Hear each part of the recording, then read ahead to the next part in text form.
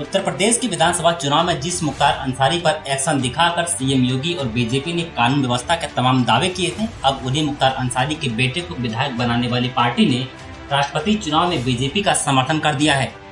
मुख्तार अंसारी के जिस बेटे अब्बास अंसारी ने गाजीपुर में अफसरों के लिए कहा था कि 6 महीने कोई ट्रांसफर नहीं होगा और सबका हिसाब किया जाएगा, अब उसी अब्बास अंसारी ने योगी सरकार और बीजेपी का राष्ट्रपति चुनाव में समर्थन करने का फैसला किया है।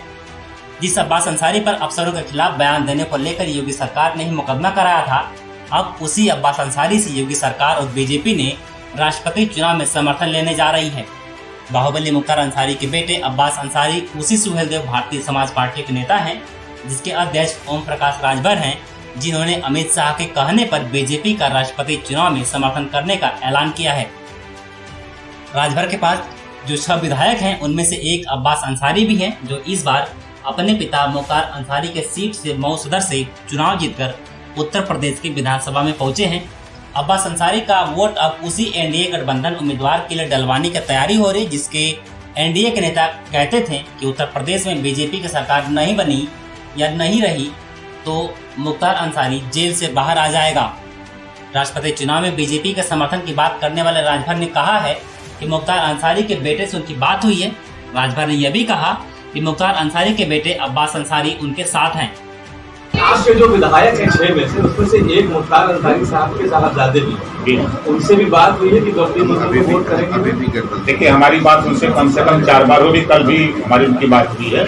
इस बात को माननीय मुख्यमंत्री जी के सामने भी रखा हूँ, इस बात को माननीय गृह मंत्री जी के भी सामने रखा हूँ। ऐसा नहीं है, हम कोई भी कदम उठाते हैं तो बहुत सोच समझ करके उठाते हैं। उन्होंने भी वोट देने की पेशकश की है कि हम साथ हैं, हम साथ चलेंगे।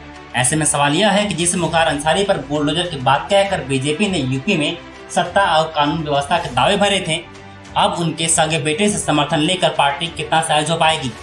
दूसरी बात यह भी है कि अगर बीजेपी अब्बास अंसारी से समर्थन लेती है तो उन नेताओं का क्या होगा जिन्होंने गाजीपुर और मऊ में उनके खिलाफ प्रचार किया था।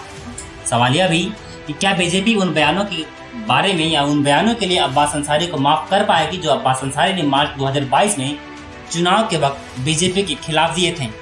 पूछा तो यह भी जा रहा है कि जब मुख्तार अंसारी का परिवार जीवन भर आदित्यनाथ योगी के कट्टर विरोधी रहा है तो क्या यह भी उनके समर्थन के लिए राजी हो सकेंगे।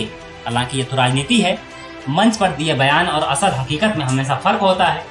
जनता भी जानती है, नेताओं की कथनी और करनी में ऐसा ही अलग थोड़ी ना है।